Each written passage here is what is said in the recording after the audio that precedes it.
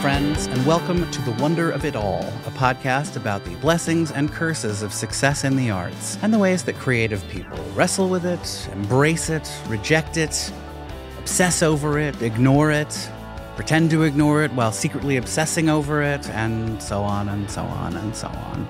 My name is Sean Nelson, and I'm your host. My guest today is a brilliant writer, comedic performer, character actor, boulevardier, flaneur, and a legendary figure in the annals of dicking around on the internet. Any attempt to encapsulate or condense his CV would be sheer folly, not to mention vainglory, so I will merely say that he used to play a PC in TV commercials, has appeared in countless films and television shows, has written several fantastic books, hosts the Judge John Hodgman podcast, is named John Hodgman. Please welcome John Hodgman. Hi, thank you. I'm glad to be here. I'm glad. Are we going to play Parcheesi? We can. I would really love to play This is a really good Parcheesi table. It seems I mean, ideal. we need a board and the pieces, but... Other than the table can definitely serve as the table. Should have brought my Parcheesi board. Where is your Parcheesi board? It's at home. It's your vacation home? No, my regular Your home. regular home. I keep Parcheesi close. I don't. That's the name of my vacation home, Parcheesi Close. Parcheesi close? Yeah. I'm just down the road at Uno Muse. Very good. Hi, Sean. Hi. Parcheesi, though, I want to tell everyone, is a very good game. I used to play it with my grandmother before It's she older died. than chess. Did you know that? I It's might quite have. ancient. It's Indian, is it not? I believe from the continent we now know as India, yes. Pre-Raj India. It's old. It's an ancient game. It's an ancient game of skill and luck. But it's much easier than chess. Yes. Yes, that's true. You can actually have fun, unlike chess. Chess is much too complicated for me to enjoy. Right. And when you understand the rules, enjoyment plummets. Right. Like, no matter how good, the more good you are at it, the less of a good time you have playing it. The theme of this show, of course, is the relationship certain people have to certain kinds of success. Right. And you have had a number of different iterations of success, I would say, in your life. Do you think that's safe to Sure. say? Yeah. But, there's... Please name them. Great. And now All of them. And please for some reason, he's leaving the studio. be So voluble. I'm just, okay. What I'd like is actually for all my greatest hits to scroll up on the screen Yeah, they'll like be- we're selling a record. That's right. It'll be added. Ronco is sponsoring the show. if Yes. everything I mean, goes well. first of all, we're talking about professional creative successes. Professional creative successes. As opposed to my personal successes like Inventing my Parcheesi. marriage, my two lovely children. That's a and realm of inventing success. Parcheesi, yes. Certainly a realm of success that is of interest. Yeah. And it relates to professional success in certain ways. But yeah, I'm mostly talking about I have highly developed calves. I can't really take credit for that. I'm not a physical person, and I've never taken a calf pill or gotten an implant. But they're great. You live in New York City, you're going to do some walking, and if you walk enough, you're going to have well-developed calves. Look at that. Iron. In Brookline, Massachusetts, where I grew up, it's not as though that was a terrific walking town. I did bicycle around quite a bit, so maybe that's It's another great way to develop your calves. I don't know how these things happen, but in terms of professional and creative successes, and sometimes those two aren't the same. No. But yes, I've had some more bigger deals than others. Well, it may surprise you to learn I'm not a physical trainer, but I do admire your calf strength, and I do believe that Brookline, Massachusetts is as nice a place as any to ride a bicycle. It's very nice. And now that we've closed that little circle, let's talk about your life in the arts. Okay, let's put it this way. I had some very happy professional and creative successes that made me very happy, but not wealthier or famous. But you're talking about financial wealth. Until 1 year when everything changed very dramatically and then started slowly to normalize, leaving me basically where I was, I guess, almost 20 years ago now. I was a professional literary agent. I didn't start out as one. But you were eventually one. When I got out of college, and I don't mean to dox anybody here, but I worked at Writer's House, which at the time was 1 block away from where we are sitting right now. Where is it now? They moved downtown, which is sad because they occupied what was the private office and bank of John Jacob Astor. here in New York City, a very famous fur merchant and Titanic non-survivor. I like that that's a designation. Writer's House was in a very, very beautiful building for many, many years, including the years that I worked there. This brick 2-story townhouse that they had added on a third level to. Just wood paneled, and who's the fanciest wallpaper designer in all of England? Anyway, beautiful wallpaper, winding like cast iron staircase, massive windows and window seats and wood paneling, as I mentioned, and then furnished to the brim with overstuffed, leather sofas and incredibly Edward Gorey-esque potted ferns. Edward Gorey, he was the wallpaper designer. He was probably, that's right. That's right. Make a note of that. Right. And I took one look at this place and I'm like, this is where I will work. It is 3 blocks, probably 5 blocks from my house, where I was living at the time. And it is a feeling of mine that when one is going to take a job as opposed to self-employment, yes, the criteria really should be: do you like getting there, and do you like how it looks when you walk up to it?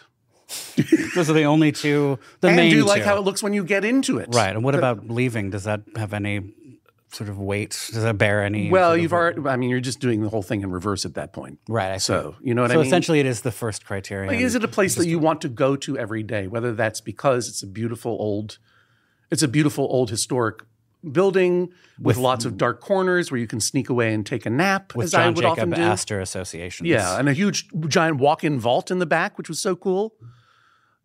Or whether it's just because the people that you're working with are so terrific and you like seeing them every day or whatever it is. But if you don't like getting to your job and you don't like what you see when you get there, maybe you should consider getting another job or quitting your job, which is what I eventually did. But first, it was my first full-time job out of college. I was the receptionist, and then I worked as an assistant to an agent, and then for a brief time I represented authors of books. And was it the Bruce Campbell association that made you vault over the receptionist desk and into the literary agency proper? It is true that I represented Bruce Campbell's first book, If Chins Could Kill. Yes. Confessions of a B-movie actor. It is not true that provided a vault for anybody. I mean, that can't be true. No, I mean, it was a very successful enterprise. Oh, it was great for Bruce. Yeah, which is all I cared about. It was great for Bruce, sure. No, but I mean, it was encouraged because publishing is an apprenticeship type of deal. Like, if you were working as an assistant to an agent, you were getting at that time paper manuscripts and proposals for books being sent to you that you had to review for the agent. And the agent would say to you, if you see something you like in this and you would like to try representing it, if they trusted you, then that's what you would do. So I was still an assistant, and I didn't get a proposal from Bruce. What we got was the internet at the office, which we had not had. Right. And I did what everyone does. I Googled my own name first. Yeah. Saw nothing there, which was a problem that needed to be fixed. But that was a long time ago. Right. And then I Googled Bruce Campbell's name. And there was a lot there because Bruce Campbell, for people who used the internet in the mid-'90s, was a known quantity. Right. He had been the star of Evil Dead 2, a bunch of other weird B movies. Army of Darkness. Army of Darkness, of course. Here's a celebrity who can write. If I can get him to write a book, we got a surefire hit here. And I wrote to him. And the first warning sign I realized that this was going to be a difficult journey is that he wrote back and said, sure. Oh, never mind. And, Bruce is such a good dude, and he's open to anything. And I had to meet with his manager, and I had to buy a new jacket or something to meet with his manager. And his manager, you don't want to go wearing your Writers so Guild. It's like I just needed to, shirt. Before I let Bruce write a memoir, I just needed to see who you were. Right. Because I was probably 25 or whatever. It's difficult, I think, for people now, even people who are old enough to actually remember. It's hard to remember a time when there was consciousness of anything other than celebrities of any kind in the culture. But also what I quickly learned was there was an understanding of real celebrity, but nerd culture or geek culture, however you want to term it, as well as online culture, which was in its infancy, was so far outre that no one in book publishing knew what I knew about Bruce Campbell, and they'd never heard of him. And when I presented the evidence of his success by going to a horror movie convention at the New Yorker Hotel with Bruce, where he spoke to a room of 1,000 people, and then I just took, again, it was that camcorder time, video of the signing line, and I'm like, all these people just bought something in the merchant hall for Bruce to sign. They would all have a copy of his book, and they were like, "We don't care. We don't want anything to do with people." Why would we want to sell hundreds of thousands of books? They could not conceive. You know what I mean? And this was years before the Lord of the Rings movies came out, and by that time I was already doing some magazine writing and transitioning out of this. And I was talking to someone about the Lord of the Rings, who was one of their marketing people for Lord of the Rings, and they're like, "No one's going to give a shit about these Lord hobbits." of the Who? Yeah, I believe we've spoken about this in person. Not that we are not in person at the moment, but there are microphones. Oh no, on, I'm AI. Okay. The real John Hodgman didn't have time for this. He's on the picket line. Solidarity forever. But some of us are old enough to remember when nerd, geek, dork, whatever, that those were epithets, not choices you could make, and that if one person and not brags. It was one person speeding by in a car, yelled that word, and you happened to be in range, you could be ruined socially for your entire school career. Right. And it was like and yet people still were that. It was sort of not. I mean, there was an element of choice about it, but really it was more like I don't know. It was just sort of, it grew out of a certain set of fascinations and tastes and things like that. And it just was, it cost you something to be that. Yeah. And then you look up a few years later and suddenly it is a choice people can make. Nerd became an acceptable identity. A status. People. Yeah. A status symbol.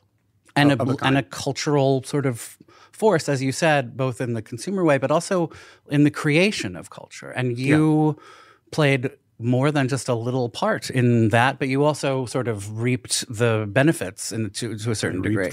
I entered my 30s at a time when all those nerds who had been maligned in their high schools and so forth were finding each other online.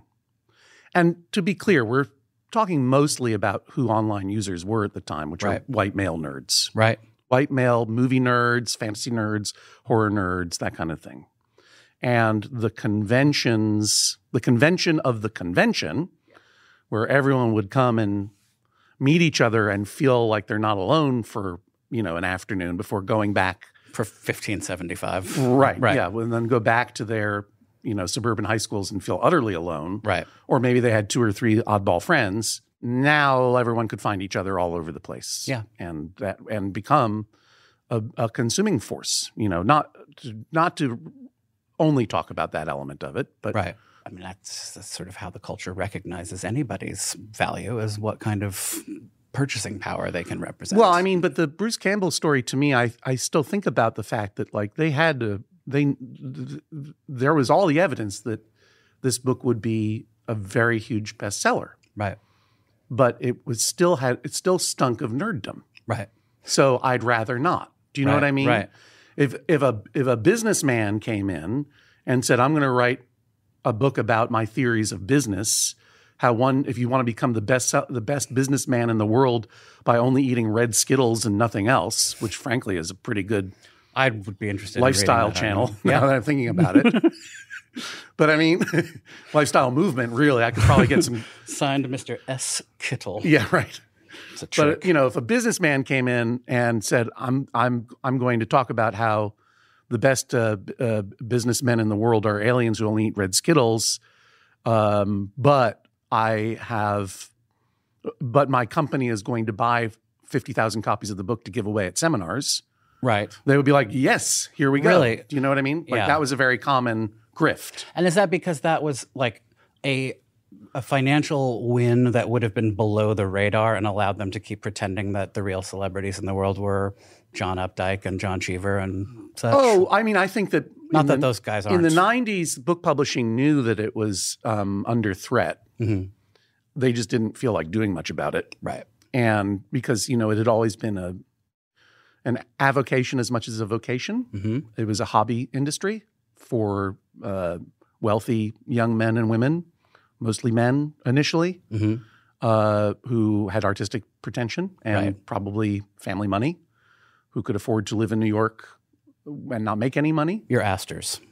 Yeah, for example, son of Astor. I don't know if any Astors actually went into book publishing, but Mary Astor was an actress. In definitely in my time, right, and maybe even now, all of book publishing during the summer, all the offices closed at noon on Fridays, so you can get to your weekend home, right?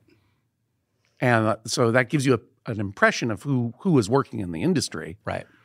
And it was an industry for dilettantes. Yeah. So for a long time, understanding or watching the pattern of book sales declining, and particularly the evil empire at that time was Barnes and Noble eating up, small independent booksellers, and the centralization and monopolization of the industry all kind of threatened book publishing. But there still was a glamour to it, and that's why most of the people had signed on. So they didn't care. They would have 3 martini lunches and just sunset the whole industry rather than prepare for anything that was going to happen. In the same way that, you would take the money from the businessman and his company because, okay, that might allow you to publish real books as well, and also might protect your job and your bottom line for a little while. But also, that's a businessman, and businessmen are important. Right. And guys who say at least defensible. Yeah, like it's like our culture puts so much associates so much virtue with wealth and with success at business that it is okay. Obviously that's a false association. Like it's actually ironically literally the opposite. Right. You know what I mean? It's like, of how wealth is built. As they say in science, it's not even wrong. No, exactly. Yeah. But because it was like, that would be the devil that you would play with. Mm-hmm. And certainly celebrities were also like, well, are we really going to publish this Whoopi Goldberg book? Well, it's like Whoopi Goldberg is kind of a genius, first of all. And second of all, it's going to make a lot of money. Yeah. But nerddom still had a stink on it. Right. That it would be like, that's not okay. Obviously, television was sort of a bar to entry. Like there's a certain level of celebrity that at that time, because there was still, a concentration of media, essentially, there were fewer ways of, receiving it, that being on television was sort of course, you count as a celebrity if you are a regular on television or a film actor. And it's not like, certainly athletes have always written books, many of which are garbage, but occasionally one like Giant Steps by Kareem Abdul-Jabbar, which I got at the grocery store when I was 9 years old, full of very interesting observations. However, all of which is to say, you joined this industry. I'm not entirely sure though we've known each other for a long time. I don't know if we've ever talked about what you actually wanted to do before you did that. I wanted to write short stories, serious short stories, and only short stories. Had no interest in writing a novel, still don't. Too much work. Right. And had applied to after college, applied to a couple of MFA programs for writing serious short stories, and got into one, didn't get into another. But by that time, I had already moved to New York to be with friends and the person that I'm now married to. Yes. And had already gotten this job and kind of enjoyed working. I liked my work family and didn't feel like abandoning them to go write serious short stories. I also had the short, sharp shock of understanding in a very palpable way how many people out there were wanting to write things. And, getting that time, it wasn't email, it was mail. Right. And it was and predominantly mail. White male, male, male. White males. It's the story of the industry. Often of a certain age who have had the great American novel inside of them all their lives. They bargained away their youth and their middle age. The Zen of the duck blind kind of bullshit. Right. Yeah. But people of all stripes who wanted to be seen and heard and read for whatever reasons, both venal and beautiful. Mm-hmm. And they were all sending stuff in to Writer's House, and it was it was Sisyphean. Yeah. Superficially Sisyphean. Studio, I believe that's how it's pronounced. Right. Yeah. I mean, that was just the boulder that I could have pushed. I still have not nightmares, like, all of my dreams of going back to high school where you're like, oh, you're still in high school and you forgot to take this exam. And you're naked. Right. Whoops. Those are all replaced now by Writer's House dreams. Right. And they're all like, oh, yeah, even though you went on television and you did all these different things, you still work here. Right. And you didn't read all of these manuscripts. Get to work. Slightly related. I knew someone who was house sitting for Richard Dreyfuss once in 1989. Right. Well after Richard Dreyfuss was at the peak of his stardom, before he had been forgotten. He had been also well after his comeback. A messenger rang the doorbell at 8 or 9 at night and was delivering a pile of scripts from his agent. The guy consulted the little instructions that he had been given. He's like, if any scripts arrive, just put them in the back office room. And he went and he opened the door, and it was like a mountain of scripts. Right. The room was full. Right. To floor to ceiling of scripts. And this is for, yes, a respected and beloved actor, star of Jaws, star of Whose Life Was It Anyway? Yes. Among other great films. And though he is not top billed in Jaws. No, certainly not. I do think he had an and. Am I wrong about that? I'm not sure. Or maybe Robert Shaw had the and. Who do you think was top billed in Jaws? Scheider. No. No? Robert Shaw. So Robert Shaw didn't have the and. I only mention it because I was on a stage doing a movie podcast, trivia quiz. Mm-hmm. And that was my question. And I gambled on Shaw and I won. Always gamble. Big. Always bet on Shaw. And I won to paraphrase big. And Wesley also Snipes. on stage that same time, I believe, was Alex Brightman, who is now playing Richard Dreyfuss on Broadway in The Shark. Jaws. The Shark doesn't work? The Shark is broken. Shark is broken. The Shark doesn't work. So you wanted to write serious short stories. You found your place in the publishing industry, as many writers had. But I got freaked out by understanding the number of people who wanted to write books. Yeah. And I was also reassured to a degree by reading these that very few people can do it. Right. But at the same time, by that time, I had already gotten a sweet, sweet taste of napping in the afternoon at a book publishing job where they paid for you to go to lunch. Sleeping off your martini lunches. I did not do that, but I do cop to some naps. Sure. Nap copper. I loved my work family, and I loved the idea of helping authors write books because I didn't feel like doing it because that's hard work. Yeah. And it seemed like, oh, this is a perfect thing to do. Like, I just take a percentage of their earnings and I can tell them what I like and don't like about a thing. And it would have worked too if I could negotiate for if anything. only anybody bought books anymore. Well, no. I mean, I just couldn't.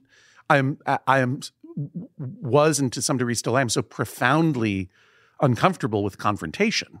Right. That the idea of saying, okay, I want this amount of money. No, it must be more. That's right. Like, it's like, my client doesn't get out of bed for $27 if that's what you're offering. Like, I don't have that, I was a nerd in high school. Like, I was a weird only child who just read Edward Gorey and, Miss Marple books and, X-Men and had the three pillars. Dressed like the fourth Doctor Who in high school. You had a long ponytail. I didn't have long. I did have a long ponytail, but for a long time it was just long hair. Right. And just a long scarf and weird outfits and carried a briefcase and everything else. The only thing that saved me was my calves. People knew. The kid's got calves. People heard about it. He's like, no. let's go beat up that nerd. He's like, no, Don't do it. Don't make the mistake I made. Right. But as an only child, when you have siblings, I gather, you get into fights with them. Mm-hmm. And those fights can be loud. Character building. Well, they get resolved. Yeah, they do. You know what I mean? That's true. And as a non-sports person to boot, as I understand with the sports, team sports, you get into fights with the other team. And they're called matches. I think, right, sure. Yes. You go out and one of you gets the score hole more than the other. That's fake confrontation that is emotionally real. But it is resolved. And then it is resolved. And as someone who didn't have experience with either of these things, all high-stakes emotional confrontation was very off-limits to me. So the idea that I would send out Bruce Campbell's book or another book and they're like, we're offered this amount of money, that I would have to go, double, please. But Right. I couldn't, bananas. Right. Bananas thing. And it just was profoundly uncomfortable. So I knew that it was a lie for me to be there. Right. Did you score him a sweet deal, or did he get screwed because you were his agent? Well, I scored him the deal that was possible for him. I don't know that another agent, given the contempt for what Bruce Campbell represented to the publishing industry, the wrongful contempt, but contempt nonetheless. It took about a year to sell the book. Mm-hmm. And Bruce was very, very patient. And we finally got a very modest offer from St. Martin's. Mm-hmm. And I don't mean to run down their offer. They're the only ones who offered. And they— It was modest. And they made a great gamble because everyone won. And they had a terrific relationship. And is it a situation where you take a small advance, but then the book sells out the advance and you start raking in the sweet royalties? Or is it? Yes. Yeah. Well, I mean, one of the things that I learned about book publishing that's very interesting, that I think a lot about now that I am on strike with the WGA and the SAG-AFTRA as we record this, Yes. is that until the advent of the internet, books were the only media in which the artist owned the rights. So, if you signed with I don't know if you've ever dabbled in music, but if you were in a band or something and you got a record deal, they would own, it's like they would own it. Typically, they own the master They recordings. own the master recordings, Yeah. right? And similarly, if you, were an actor or you wrote for television you were writing for your negotiated salary and that was it. Right. Or your union negotiated salary, as it were. Thank you. Right. One of the things that nerdism had primed me for was to be cautious of this. Mm-hmm.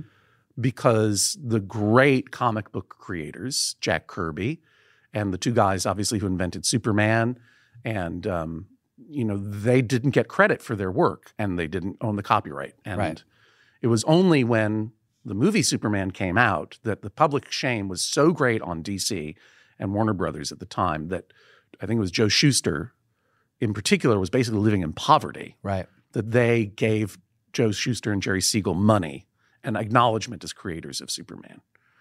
Jack Kirby, with Stan Lee, and there's a lot of, I'm let's familiar. just put it this way. Stan Lee and Jack Kirby are the co-creators of the Fantastic Four, the Avengers, the Hulk. Stan Lee, mainstays. being the executive at the business, at the publisher, is the one who profited financially the most, whereas Jack Kirby didn't, and just had to keep churning out masterpiece after masterpiece until he, So thinking about a creator losing the rights to their own work was on my mind. Right. I had a bachelor's degree in literary theory, Mm. and they handed me contracts to vet. Yeah. And what I learned from those contracts was artist owns the copyright. And even then I was like, oh, that's important. Right. That's what I said to Bruce. Like, and I think Bruce was just like, yeah, that seems like a nice kid. I'll just do it. But I was like, one of the things you get in publishing a book that you don't get almost anywhere else is that you own the copyright. You are given an advance against the earnings. Mm-hmm. It is not work for hire. You will continue to profit off of that book so long as it sells, which is a fair deal. It's a very fair deal. And, everything that Bruce was signing in that hall was not anything that he owned.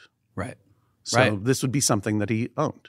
And so And that was before people figured out that if you charge people $30 per signature, you can have a summer. Maybe he was charging that too. I don't remember. But I seem to remember, because I was also, it may surprise you to learn, but I was a little nerdy in high school. And I was a big comic book enthusiast, and I worked at a comic book store in ninth grade, and I decided I really needed some money, so I decided to sell him my comic book collection. And I went through and assiduously went through the price guide and found out how much each one was worth, and I kind of calculated the sheer tonnage of money that was coming my way. And he made me an offer that was like a ninth of that figure. Right. And I felt like I had been punched in the stomach, and I said yes. That's how bad I was at confrontation. Right. Yeah. And that was the end of my comic book love. But it's a whole other podcast, really. It's fine. Thank you. I appreciate it. But you had started by saying when you were young, you had nerdy tendencies. Yes. You liked comic books. I did. And nobody was charging for autographs. Right. And that happened, I don't know when it started, but that was consequent with the rise of this sort of new nerd identity as a sort of viable thing, because then people who were not conventionally nerdy figured out that if they just sort of acted nerd friendly, then they could make a fucking killing just by signing their signatures. Yes. Yeah. And once nerdism emerged as a consumer force, it's just like any other grift. Like the right-wing panic machine is a total grift, and people are like, why did Tucker Carlson take this turn? And I know people who knew him when he was merely a conservative. Right. I remember that's when he was initially on my radar. Right. He was just one of those people who unaccountably wore bow ties. Right. And was sort of a contrarian conservative. And like, how did he go all of this way over? And some of them speculate like, oh, something happened in his life, his brain broke or whatever. But it's like, that's where the money is. Yeah. Like there is a consuming force out there of people who want this stuff. Right. And you can sell it to them if you're willing to do that. They're not hiring George F. Wills. Yeah, exactly. They're hiring firebrands. Yeah. And so, I know you got an axe to grind against all these fake nerds who started selling I'm fine with nerdism back to the nerds. It's only just because it used to be dangerous, not life and death dangerous, although maybe in some cases. But like you had to be afraid of being called a nerd, and you could get properly bullied and pilloried for being one. Right. And I wasn't even a full-fledged one, but I was enough of one. Right. We both enjoyed a bit of the nerd celebration economy. Yeah. To a degree. I'll say this. I took my father to see the re-release of Apocalypse Now that was called Apocalypse Now Redux. Right. And it was at the best movie theater. Truly a Marvel Comics word. Truly like ersatz. Yeah. Words that only ever appeared in the, right. Not even in the regular frame, but just in the little Ed note. Before the movie started, there were trailers, and the trailer came on for Peter Jackson's The Lord of the Rings, The Fellowship of the Ring. Yeah, that was the first one. I mean, it was a great trailer. But for my dad, who read The Fellowship of the Ring when it was new and was a real adherent to that and was a fantasy nerd in his own way and was beaten up at Hollywood High in his own way. But the trailer ended and it said, coming soon or whatever, and it went dark. And my dad, who was a pretty mellow, not effusive man, just goes, wow! Like it was the greatest thing that had ever happened. Yeah. To him or to anyone. He was really like stunned with the vividness of that movie, even just the trailer of it. So, I mean, I enjoyed plenty of the spoils of being a nerd, and I wouldn't change it. It was an incredible moment of validation. Yeah. An incredible era of validation for nerdism. But I really like, the internet that allowed nerds to find themselves also fostered communities, including incredibly toxic nerd communities, among others, that is not good. There are Nazi nerds. Are much worse than the fake nerds who made a buck, as far as I'm concerned. Bring them on. I think I know the person whose axe you're grinding. I'm not. I know who you think I'm thinking of, I think. I think you do know who I think you're thinking of. I'm this is fine a kind with of it. mental parcheesi that I enjoy a lot. It's as old as chess and older. twice as complicated. Yeah, exactly. I do not really object to it. There was a time when I think I chose to, I mean, there was a long time where having opinions seemed important. Right. I no longer live in that world. That's your box that you live in. I don't live in that box. I don't really, the value of opinions of that kind has diminished massively, I think, largely because of the toxic communities you just alluded to. Yeah, I mean, nerds can do it to themselves pretty, that would be a good well. bumper sticker. Yeah. It's not, and I love my nerds, and they push the culture, the overall culture, into some better places a lot of the time. And they also can push the culture into some retrograde places from time to time. And the nerd on nerd fighting that goes on is unseemly. Yes. Just hot nerd on nerd action. Just ask anyone at the, I think it was the Hugo Awards a few years back. It's just a lot of, I won't even talk about it.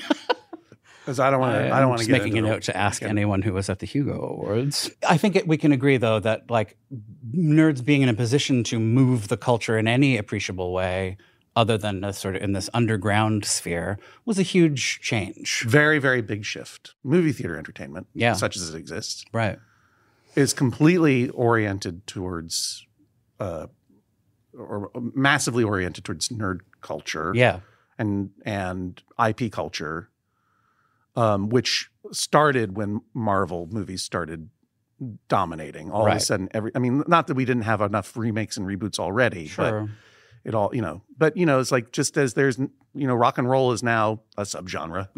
As opposed to the primary music that white people recognize as important. I saw that movie and I just thought, wow, they missed it, Spider-Man?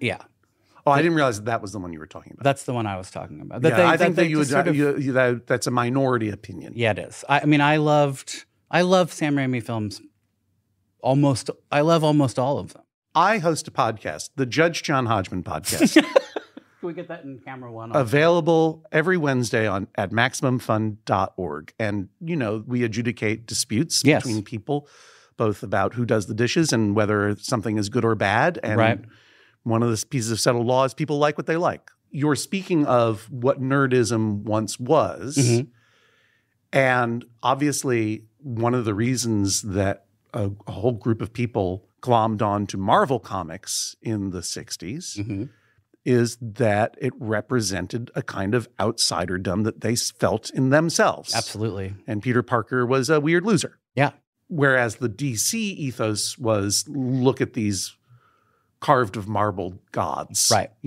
Sam Raimi's Spider-Man, for whatever it might have gotten wrong or right, definitely embraced that concept of Peter Parker. Yeah. All of which is to say, you had settled into a life of maybe still entertaining the notion of writing serious short stories, but not really. You were daunted by you discovered you lacked the vocation for it. Two things happened. For 7 years, I worked at the literary agency and represented authors and did as well as I could for my clients and helped get some books into the world that I'm still fond of and proud of. Don't ask me their titles. I don't remember.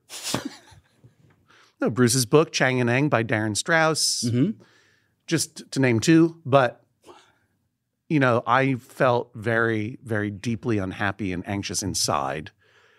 Even though I could enjoy my work life, I knew that I was not doing what I should be doing, which is actually being the writer. And I also learned that writing short stories was not a way to make a lot of money in this world. Right. Not post 1939 or whatever. No. Well, not even, there had been a true literary short story boom in the 80s. Right. My mentor, Lee K. Abbott, was on the tail end of the post-Carver short story boom, and he made a career just writing short stories. It was like the first .com bubble. It was, yeah. But, I acknowledged my own unhappiness. And yet I was terrified to do anything about it. I was playing around the margins by doing some freelance writing for magazines, because I had friends who worked in magazines, and trying to live a double life to some degree, which is never possible. I had to pick who I was. And two things happened in quick succession, relatively quick succession. One was a very sad thing, which is my mother passed away. Yes. And she was 58, I was 29. And I went home to Brookline to be with her, and then, before, during, and after. And what I appreciated while I was there, among lots of emotions and feelings, was that the world doesn't care about me. Mm-hmm. No one at the office, none of my clients missed me. Right. Not that I was immaterial to them, but it was. But nor were you central. But I expected when I, called Bruce and Darren and my other clients to explain that I just didn't think I could do this anymore, that they would be furious at me for abandoning them. But they cared more about my happiness than that. Also, they probably were happy to get a real agent. I don't think you can do this anymore either. Right, yeah. Right. And, appreciating the shortness and cruelty of life, Mm-hmm. as well as understanding that I am not the main character of the universe for all these other people, then that I can make a choice and do what I want. Even if one of them were upset, it would still be appropriate. Was a really big lesson. What's he going to do? Write a short story about it? Right. Yeah, go for it. Yeah. Sell that for $1 to Story magazine. Right. They had a story magazine called Story. It's a little on the nose. A little too OTN. Yeah. And then the other thing that happened after that was, having no income, I redoubled my efforts on writing for magazines. Mm-hmm. And Mark Adams, who was my editor at Men's Journal magazine, Mm-hmm. which is the leading national publication of journaling by men. Dear Diary. That's $1 a word. That's 2 words right there. $2. No, it was Jan Wenner's bogus outside magazine. Much better name for a publication. Jan Wenner's bogus outside publication. Jan Wenner's bogus outside. I agree. But Outside was a very big magazine, and Men's Journal was about men's adventuring. Men's Journal, I seem to recall, because I dabbled in journalism myself for about 25 years. Right. That was one of those ones that they all said that pays really well. That and the airline in-flight magazines. I never got into the in-flight magazines. And That seemed like I'm a not saying sweet deal. I love Yeah, those. no, I was into it. Like when I say I never got into it, it's not like it's like I never got into that. It's like I was trying to break into that world. You never made it into it. Yeah, exactly. Thank you. And Men's Journal, it was my primary source of income. Sure. For, I guess, the first half of the 2000s. But you were never on staff? You were No, but I was a contract writer, which was an incredible idea. Yeah. That they would pay. Now, I didn't own my own work, obviously. Sure. But they would pay me every month a certain amount of money. They put me on the food and non-wine alcohol beat, which was incredible. Yeah. A dream job. Good beat. And Mark was very kind and hired me to do this. And I wrote one piece. I wrote a couple of columns, but then there's one reported piece that I wrote about carousing. Yes. How to carouse. Yes. Dale DeGroff, another one of my clients. Right. Because before I left, I represented his book, Craft of the Cocktail. And we caroused, and then I wrote about it. And I wrote about it really in emulation of another magazine writer that I knew. And I was very lyrical, which was his voice, not mine. Mm-hmm. And Mark Adams said to me, "Why isn't this funny?" And I'm like, "Well, I was trying to be profound." Right. And he's like, "Yeah, you don't need to do that." He said, It's not that you don't need to do that. He said, "You can be funny." Right. And that is valuable. Not everyone can do it. Do you remember if you made the choice to emulate that other writer because you felt like you wanted to put some distance between yourself and the idea of carousing? No, I was all about the carouse life. Right. That wasn't it. I loved this idea. I loved writing about food. I loved writing about alcohol. I loved both of those things. I was just a pretentious fuck. That's all. I mean, the same reason I wanted to write serious short stories. Like I literally thought to myself, serious short stories. Right. Right. None of those Whereas funny ones. in the world, I could be and was often very funny. Right. And the first serious short story I published, which was before I left the literary agency, was in the Paris Review, which was an incredible experience. Like beyond, when we talk about the successes that I had, that to me was the holy grail. That's why I had moved to New York to become an intern at the Paris Review and did not get the job. So I did not get the unpaid job. Right. I flunked the interview. George Plimpton edited me personally over the phone. Really? Yeah. It was incredible. Did that, I mean, What was that like? I mean, was he invasive? Was he gentle? No. What was he like? He was first of all, really, I mean, well, you know what it's like, Sean, when you meet the president of the United States. Sure. And I shook the hand of Jimmy Carter once. and then surely you know, as I later learned when my life took a very weird turn, and I met then newly elected President Barack Obama, that when the president of the United States talks to you, it's just Charlie Brown adult language. Right. It's just wah, wah, wah, wah, wah. Yes, Mr. President. Wah, wah, wah, wah. Oh, very good, Mr. President. I couldn't agree more. And it's not because what he's saying is nonsense. It's just my brain can't process what's happening. It's too exciting, too big. So I don't remember a lot of the detail. Like, obviously, I edited it to his suggestions, but he was a very, what I remember being struck by was like, not pushy, not invasive, not Gordon Lishy. Right. He knew the story inside and out, really cared about it and really wanted it to be great and made some good suggestions, and I followed them. And it was pretty intense. I didn't wish it could have been in person, but I did meet him a couple of times. I mean, in a way, that is just being edited by him once and being published in the Paris Review, I mean, that could be the beginning of a life of doing that or seeking that kind of thing, but it's also a sort of pinnacle. It's like a perfect version of that. It was a very specific goal that I had achieved, and I wonder whether it would have just been enough. In a way, it was, but there was a pivot that happened after because they organized a reading for this issue, and I read the story, and the story got laughs, and not mean laughs, like the way I was reading it. And even though this is a serious short story, that was a great idea for a story, by the way, Sean. What was it about? I still own the IP, by the way. Still own the IP. Thanks to the publishing industry. It's about a guy who sublets an apartment for the summer in New York and inherits the apartment owner's stalker. Oh, that is a good idea. So the person is being stalked and they get out of town, probably because of the stalking, I think was my implication. Right.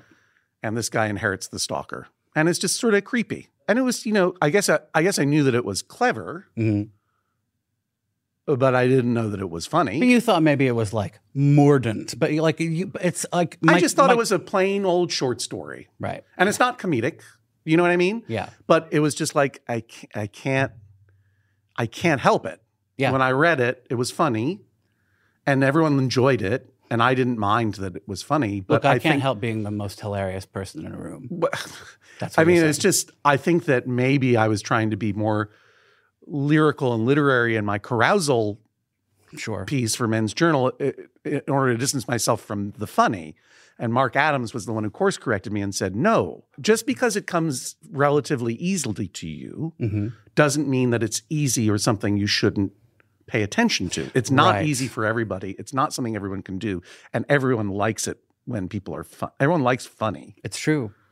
And that shifted me completely. Like I was already out of the business of representing other authors.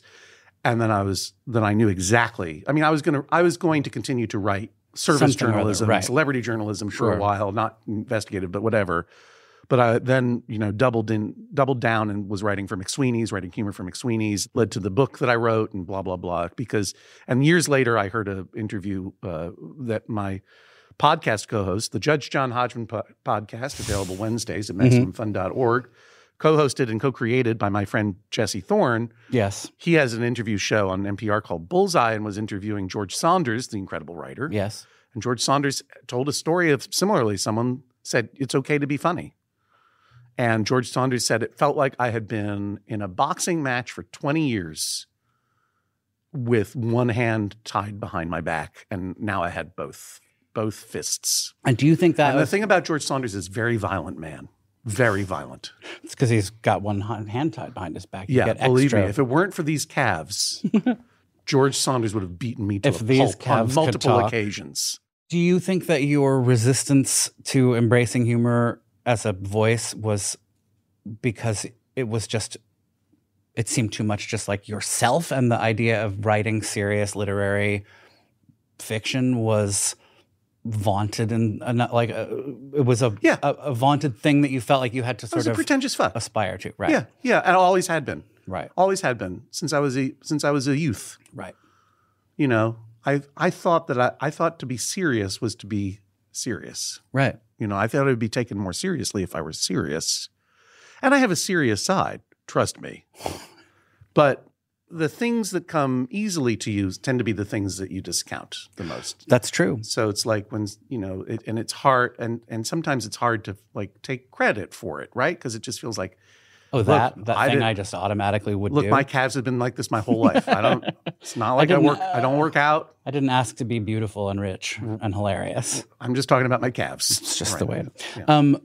You know, Philip Roth, who was a novelist I never knew him. admired a great deal, his work anyway, he describes a very similar phenomenon in between his first book, which was pretty humorous, Goodbye Columbus, and some short stories that he had written around the same time, which were humorous, but he got in lots of trouble with Jewish elders who were livid that he would expose Jewish people having these sort of human foibles that the goys could make fun of and, you know, basically affirm their anti-Semitism with. Mm-hmm. And he responded to that first with outrage and then by writing a couple of novels that were, first of all, one of them didn't have any Jews in it at all, and one of them had Jewish characters, but it was all very sort of staid and Henry Jamesy and sort of self-serious. Right.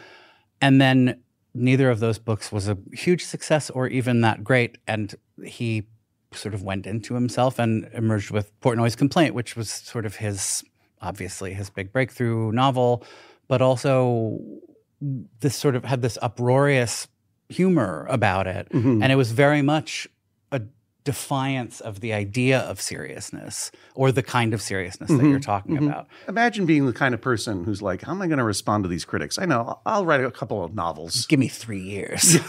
Yeah, not one, but 2 novels. Right. Yeah. So, I mean, the emergence of your comedy voice, your humorous voice, which is your natural voice, then yielded these books, which were, I mean, in addition to being hilarious and things that I love, and I found them to be masterful, and this was thank you. before we met and then during we met. We met around that time, I believe. You were at Bumbershoot in Seattle. I was at Bumbershoot, and you were singing with Robin Hitchcock in a bar, I think. That's right, at the Two Bells Tavern. That's exactly right. That was a great night. Yeah. And then you came over, and we said hello and became friends. That's right. I mean, it's worth, I guess, describing that these books have more information than you require, and the first one is the areas of my expertise, right? And the second book was more information than you require, and the third book was That Is All. That Is All. And they were inspired by the Book of Lists. Lists and other popular books of trivia and sort of like compendia of interesting facts and information, but the twist was that all the facts were made up and outlandish and presented as dryly as possible, but for people who don't know them, and I don't know if they're in print, check out your used bookstore in Cape Cod. Any used bookstore in Cape Cod will probably have a copy. Autographed. Yeah, exactly. Extensively autographed. One time I was at a book signing and someone brought me a copy of one of them and said, yeah, I got this at a used bookstore and it's very strange. You seem to have signed it to someone else. The areas of my expertise, which was the first one, they're all kind of a continuation of each other. You know, an example that I would give is a list of the U.S. presidents who had hooks for hands. Right. And the idea was, okay, we're all familiar with this idea. And I mean, this is before BuzzFeed or whatever, like, but or even listicles in magazines at that point. Right. I think it was still really very much in the Book of Lists mode. Right. And the Book of Lists was a very popular book in the 70s and 80s, which would have a list of the U.S. presidents who, I don't know, smoked cigars. Right. You know, or like, I'm trying to think of something interesting. The U.S. president. Fuck their cousins. Yeah. The U.S. presidents who, you know, married their cousins. Right. And the idea was that there would be this idea that multiple U.S. presidents had hooks for hands, and you don't really think about it until you remember, oh, yeah, that's right. They all did have hooks for hands. Oh, that's so strange. I forgot about the fact that Thomas Jefferson had a hook for a hand. Everyone forgets. And that, that Franklin Delano Roosevelt had a hook for a hand, but no one ever talked about it. That's right. It was one of the best kept secrets. Because there were two different versions of that joke, and I don't remember which one I put in the book. But it was a riff on the fact that FDR had polio. Yes.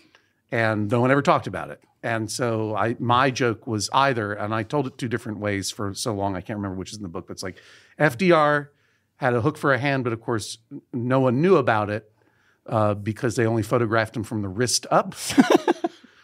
And then the other version of the joke was FDR had a hook for a hand, but no one knew about it because it was in the shape of a wheelchair, which doesn't make any sense. I think that's oddly better, although wrist up is good because you only had to change one letter. But beautifully observed and hilarious, but also silly above all, yes. I would say. Yeah. Silly, absolutely. Like my only feeling in that was, is it funny? Mm-hmm. Sometimes it's funny because it's trenchant. Right. Sometimes it's funny because it's like, oh, it's true. Sometimes it's funny just because, like, I don't know why that's funny. Like, why is a list of 700 hobo nicknames funny? 700. I mean, you could have at any time gone up and said 100. Well, you could have just it's not as funny as 700. No, though. It's not.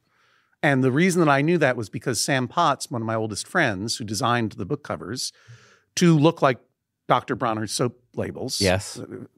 Beautiful. Finally settled that great debate to rest. Yes, that was the model. Right.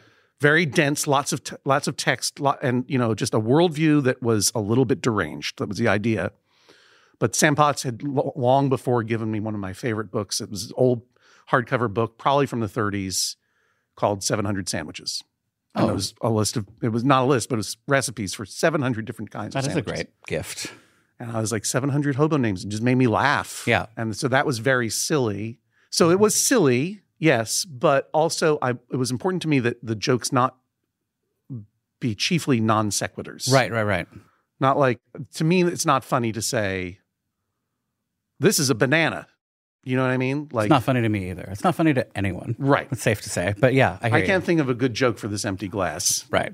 That's funny. Yeah, right. But for the president's joke to work, there had to be this history of like, people in charge having these open secrets. Right. Right. That there had to be a little something there that it resonated against in order for the fakeness to be true. And this idea that it is an index of total world knowledge and therefore this sort of secret knowledge that you can only get in this book is a great conceit. Thank you for reading those books. And I loved them. And there's just an absurdism too, but they I mean, it's very much in keeping with McSweeney's, and another writer who was maybe not, it's not the same vein at all, but it was incredibly silly, was that guy Neil Pollock. Yeah, of course. Another one of my clients. His almanac. Oh, really? Yeah.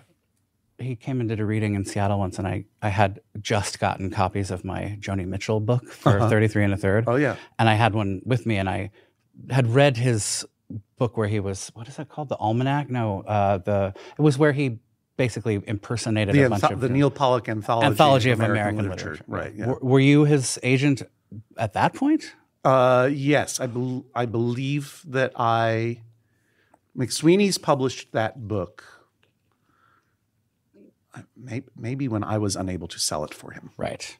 It was great and hilarious. A genius guy. Yeah. And very similar idea of inhabiting a literary character. Right. And going to ridiculous places. And a high status literary character. Right. But really deflating the things that those kind of serious highfalutin writers take as their sort of birthright, which is having that voice. I mean, it's very much in the vein of like the Woody Allen doing the joke about Ernest Hemingway and Gertrude Stein or whatever a long time ago. I don't know who you're talking about. Okay. Sorry. You became visible and you obviously were on the cover of the books or whatever, and that all kind of led into what we're really talking about, which was Vision. The year was 2006. So I wasn't on the cover of the book initially. That happened because I got kidnapped by television. I see. Because of the book. Okay. Were you not on the cover? Oh, you were on the, so maybe it was in hardback, no picture, and then paperback? Well, they put a sticker. Book. They put a sticker on. Okay. A picture of me and a logo that said, as seen on TV. That was my compromise. And then That's pretty good. in the next two books, the second two books, I relented and allowed myself to be part of the cover of the book. But it all happened because of television. I cannot stress enough the importance of television in this story. Television, cable television, and television ads as well. Right. Television. What am I talking about? Drug of a nation. I think we'll take a quick break. And then I'll reveal. That's right. And by episode 10, we're going to get around to television. No, the book, The Areas of My Expertise, came out in 2005. I had a very, very strong feeling that it was esoteric enough and arch enough in its tone that only a few people would understand it and get it and like it. So my premonition and fear was that it would have a very, very narrow audience. And that was true. Immediately upon going out on book tour, even though I had a ton of support from Dutton and Riverhead, my publishers, Brian Tart and John McDonald, my editors. They're not watching. But maybe they are.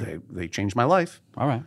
But give them credit. You know, they sent me on book tour. They allowed me to take Jonathan Colton, my friend, and who is also a musician, to perform along my side as my feral mountain man companion. Yes.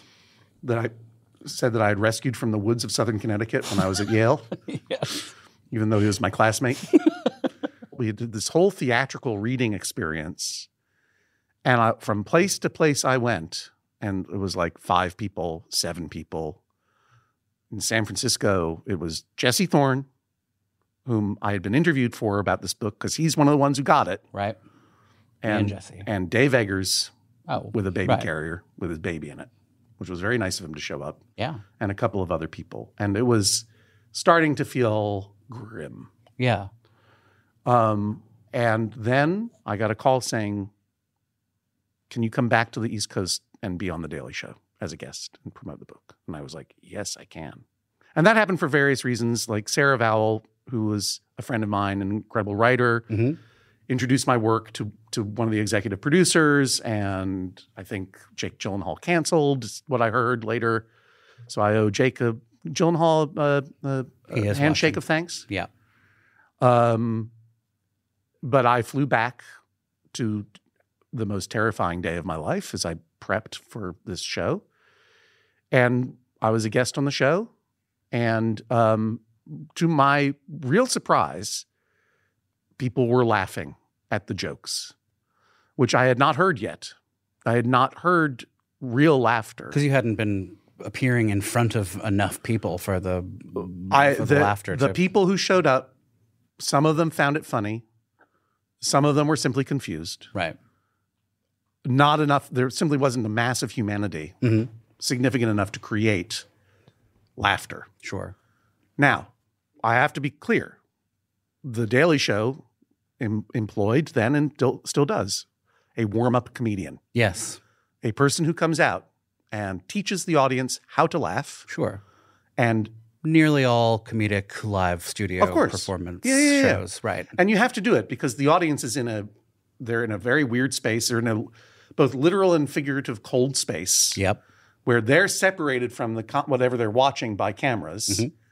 And you need to come, and they're going to be self-conscious, and they probably won't laugh unless you tell them, you have to laugh at this. This is funny. Paul Mercurio is the stand-up comic who was the warm-up for the show for many years. Very talented stand-up comic, but a very, very equally talented warm-up comic, which is a very specific skill. Right. And I remember what he said was, if you feel like laughing, laugh. I was like, what are you talking about, Paul? And he's like, sometimes people feel like laughing, they don't laugh because they're too insecure. They haven't been given permission. They haven't been given by permission. The warm-up artist. And so whether or not these people were laughing because they had been instructed by Paul or because the jokes were funny, it didn't matter because it was enough feedback that I needed in order to be funny for Jon Stewart at the, we were doing an interview. Right. Talking to him about the hobo wars. Right. And the brief time the hobos took over the United States government for about 5 days. And changed the sigsignature, the U.S. Treasurer's signature, to a picture of a bird wearing a hat. That's the joke. That's where I really got him with that one, I think. It was a fun night. I went out and had a drink afterward, and then I got back on a plane, and I flew to Seattle, a city you might be familiar with. Well, I've heard of it. And Elliott Bay Books. Yeah, great bookstore. San Francisco, the night before the show, maybe 7 or 8 people. Seattle, 300 people showed up. Exactly. Television. Television, ladies and The gentlemen. power of television, but more, Jon Stewart instructed people in his own way. If you feel like laughing, laugh, because this is funny. Right. It's not just that it was exposure, though, I want to say. It's that John was a funny person saying, this is funny. You might not get it at first. Trust me, it's funny. Right. And that completely changed my life. Completely changed my life, Sean. I'll say it one more time. What effect did that have on your life, if any? Smooth sailing. Nothing changed. All right. Good Because that was in November of 2005. By January of 2006, Ben Carlin, the executive producer who put me on the show, invited me to potentially come back on the show. I pitched him the idea of being the resident expert because, news channels all the time have, eggheads come in. Sure. Tweety eggheads come in to explain something. I would just be the one who explained everything. It meshed perfectly with my brand. Sure. This is before anyone was talking about brands. Ben Carlin said, can you write, 3 minutes sketch on nuclear proliferation in Iran? And yesterday? Yeah. Yeah. And I said, okay. And I did the best I could. They liked it enough to have me in. I came into the show. It was still not clear that I was going to be doing it, but I had to bring wardrobe. And that's because that's why I ran to Banana Republic. Sure. But I came in with wardrobe and we sat down with Jon Stewart. We read through it, gave it some polish. Zhuzhed it up. And then I had a new job on January of 2006 on the television show that I loved. Yeah. It was also So it was a great really show. unnerving. Yeah, I mean, it was incredible. You couldn't really have, I don't know what other thing would have been better, particularly for your interests, your cultural sort of, your people, it was a really lovely confluence of the things that sort of felt like the world felt really uneasy then and unwell. Sure. Not that it doesn't now, of course, but it did feel like, it was the subject of lots of news coverage and commentary that why is no one interested in news, but they're getting news from this comedian or whatever. Right. And because he was a little bit off the chain and he was saying the things that we all sort of basically knew. Well, right. So this was in a better way this than was we could George have. W. Bush's second term, and we all thought that he was a threat to democracy. Charming. And not we all, but those of us who opposed him. Sure. And there was still this lingering effect of 9/11 that you could not criticize the government or Right. else you were not sufficiently patriotic, which was this incredibly grim and stifling idea. And, what people were getting their news from The Daily Show because John was just being straightforward Right. about what was actually happening, as opposed to what's still going on, which is this handsy both sides game that's Right. happening where you feel like, just tell me, I'm seeing something with my eyes, tell me what it is. Yeah. Don't say that there's another way to look at the thing that I'm seeing and it's, Right. Right. and then this cup is a banana. That's not a funny joke. It's funny now. Callback. Callback, That's why. that's right. Yeah. It was just utterly thrilling and terrifying and disorienting because you're on the other side of the screen. Everything's in a different place than where it should be. Right. That was January of 2006. By March 2006, it wasn't the first time that I had gotten a call from my friend Cassie, who was representing me at the time. Cassie Evashevsky, saying, they'd like you to audition for something or another. But this is the one where I was like, oh, yeah, maybe I'll do this. And I was asked to audition for this Apple ads. And of course, I'm a dope, right? And I'm like, is this good for my image? Really an advertisement? Advertisement. And it's like, I'm a serious short story writer. But then I remembered that George Plimpton did ads for the Intellivision video game system. Didn't hurt his brand none. And I was like, oh, yeah, he had a sense of humor about himself. And he played the stuffy, like my character was very much based on George Plimpton's sort of stuffy intellectual who also has adventures. Do you know what I mean? Right. Like, so I thought this would be a funny adventure.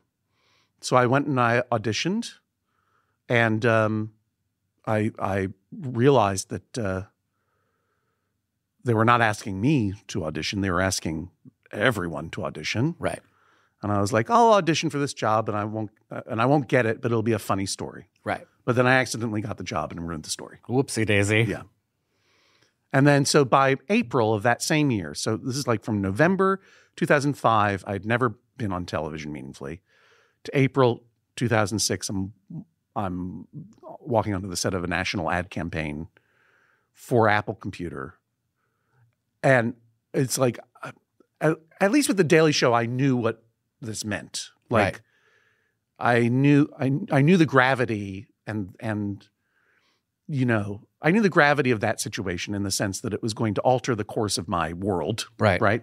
As gravity tends to do in a solar system. But it was fundamentally in keeping with the thing of promoting a book, but then beyond that, joining into the enterprise of the show, which is in some senses not totally journalistic because it's comedy on television, but not journalistic. Right. But I didn't appreciate just how profoundly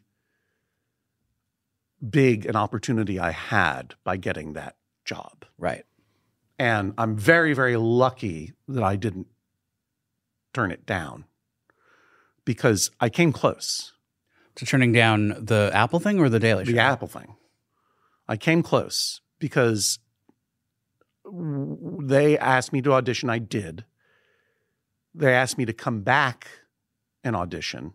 And you were like, and I John was like, Hodgman does not come back.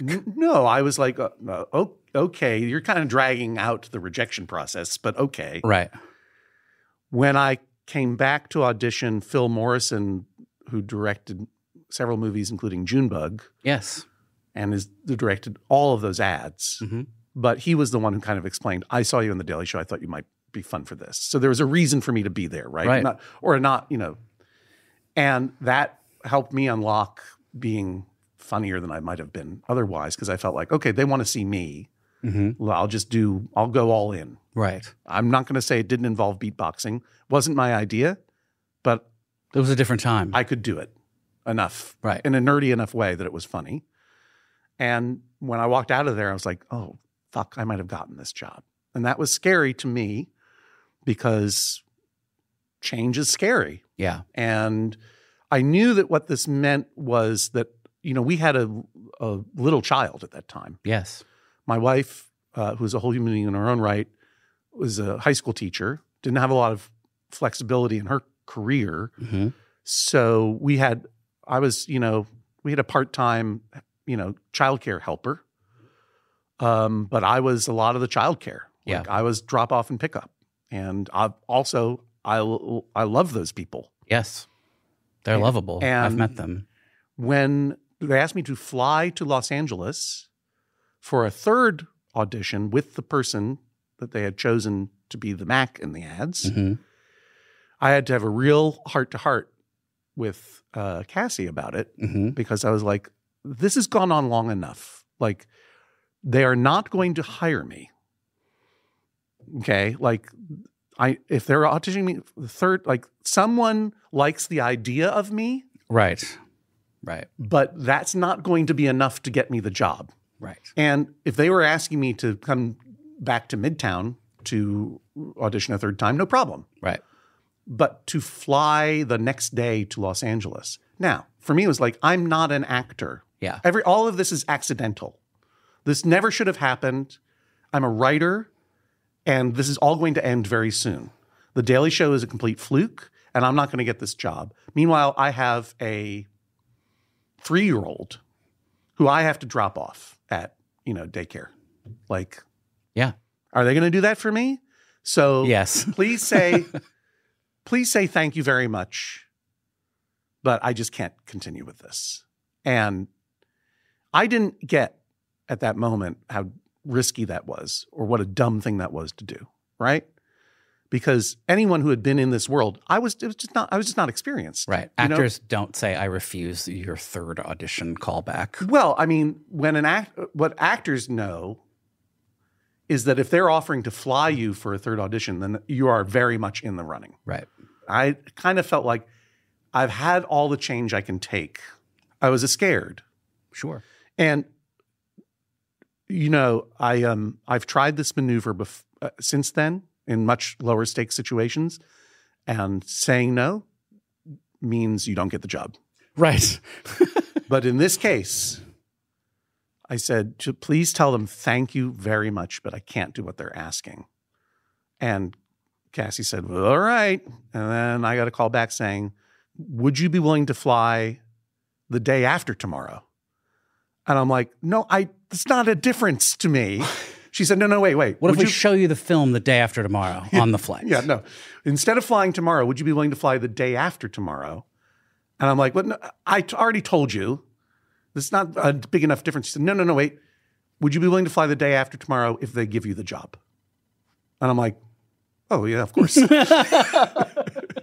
My kid can walk home. I honestly don't remember for sure when the money was told to me. Mm-hmm. It was not a wild sum. Like they're not more than you anticipated. Not like winning the megabucks. Right. But it was a lot more money than I ever anticipated making in a single year. Right. You know what I mean? As a literary agent or whatever. And at the beginning, was it to be an ad or was it meant to be a series of ads? We were always going to shoot a bunch of ads, and right. then they were going to pick the ones that they wanted to run. And that's how it always ended up being. But I mean to say, like, if I told them no thank you when I knew what the amount was, then I would have been really stupid. Right. I'd like to believe, because I had a family to support. Right. Or, to co-support. Sure. So I like to believe that I said no thank you without knowing the amount. Right. But when I heard the amount and that they were going to offer me the job, I'm like, obviously. I left the apartment at that moment and did not tell my wife where I was going, and I didn't come back for 3 weeks. No, I haven't seen her since. I was going to say, like, surely the reality of the money, I mean, I don't mean to suggest that somehow the money absolves the sin of it. Like, I don't think of it as a bad thing to do, although, in fairness, starring in an advertisement as an embodiment of a certain kind of pointy-headed being is about as far as a sort of powerfully opposed to what you had started out to be as you can possibly be, really. Being a sort of almost a burlesque of the serious person you were trying to be initially. I was always a carny. I was always a show person, a clown. I thought that I needed to pretend to be a serious person. And I don't know why exactly I felt that way. I mean, I may have felt self-conscious that I spent all this money my parents saved on an education at Yale University, which is a 4-year accredited college. Yeah. Which offers a lot, and I think one of the things that I was thinking about was like my interest was always, American studies or literature, like real soft core stuff. Right. You know what I mean? Yeah. Not real money makers. You know what I mean? And I had a great time in college, and I read a lot of Gabriel Garcia Marquez and Borges. And I went to a lot of interesting parties, and I met people who inspired me and shaped me and are still close friends now. It's everything that college should be except free. Right. It should be free and all of those things. Yeah. You shouldn't go to college to press a button to get money out of a career. Right. Because that's the money you get for your life. And at the time you went to that school, it's not like that idea didn't exist as a conception of college, but it was a sort of insurgent notion. The idea of going to college was to have the experiences you're describing. Yeah, you're not supposed to know who you are or what you're supposed to do when you go to college. That's the point. It's the first time you leave home. Right. First time you encounter people from other walks of life. But I was self-conscious about it because both of my parents came from working class families. They were the first in their parents and their families to go to college. Mm-hmm. I was self-conscious about it because even they were both professionals and they saved well, and I didn't have to go into debt. Mm-hmm. I was self-conscious about it because before going to college, my dad said, I don't care what you do in college, just please take one bookkeeping course. And I didn't. Learn one skill. Yeah, just so you know how to manage money. And I'm like, I didn't. And I certainly didn't know how to manage money. Right. I had gone into credit card debt and I was embarrassed about it. And also, I mean, I'd gone in credit card debt in college. Like I was a dum-dum. Oh, I did that too. And also because a lot of the people who were coming to school were coming with different, I mean, they were coming with debt. Yeah. College debt. Debt they're probably still paying off in some cases. Or families that had really made sacrifices for them to be there. And they were coming from backgrounds that were not as Brookline as mine. Mm-hmm. And they weren't going to fuck around in the literature department. They were going to become a lawyer or a doctor or a scientist or whatever hardcore earning thing that they could do. Right. When you are forced into choices, it's not the same as when you have all the choices. Right. And for the most part, I felt like I had all the choices. Yeah. So I think if I were going to be a dilettante fuck-off writer, at least I was going to be a serious one. Right. As opposed to being a clown. Right. But I am a clown. I always have been. But I mean, it's not exactly true that you had all the options. Whether you had all the opportunity is another matter. But like, could you have stomached being a lawyer? Could you have been a doctor? Could you have retained that information? No. I mean, and it never was an option because I just wasn't going to even explore it. Yeah. Do you know what I mean? Yeah. But I do recall, like, there was when I was talking to a TA, a teacher's assistant, in a class that I liked a lot, and I said I was thinking about becoming a literary theory major, and he's like, okay, whatever you do, but you have to get some discipline. Like, you need to take linguistics. And I did take a linguistics course because he wasn't my dad. As long as I don't have to learn how to balance books. No, it's just like when your dad gives you advice, it's even though I knew that it was the best advice, and I should have taken a bookkeeping course. Like, it's dad. Okay, dad. Right. No, whatever, won't dad. Do it. I look back now, and the thing that I didn't allow myself to do was American studies, which is basically the study of popular culture. Right. Which I would have loved. Television would have been probably a huge it was strand. I would have been studying movies and television. And you would have known to say yes to the goddamn flight across the country. That's exactly right. So yeah, I think that I was probably punishing myself for being silly. And now I had, I had to just be silly. And right. The Apple ads were, I remember feeling while making them, just don't forget how much fun this is. It was complete fun. Yeah. Complete fun, top to bottom, on all kinds of different, forget about top to bottom, layers of fun. Creative fun, working with Justin, who was a delight. Working with Phil was a delight. We cracked each other up. We had a good time. Didn't hurt that I was on this adventure that beyond the stratosphere of what I ever expected that I could do. Right. I was learning about how a set works, and I was I think I was number 2 on the call sheet. I think Justin was number 1. Right. But it was really just like we were the stars of the show. Right. And it was our show, and that feeling of like everyone making sure that you can do your job was like really incredible. Like, yeah.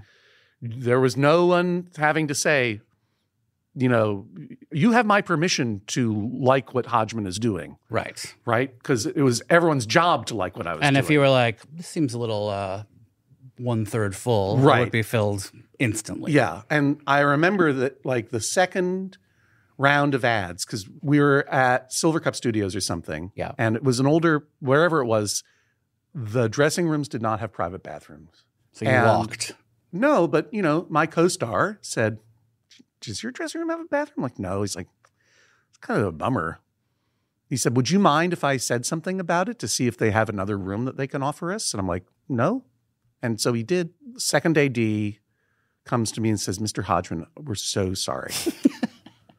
We're so sorry that there are no bathrooms. And in fact, in this facility where we are, there are no dressing rooms that have private bathrooms.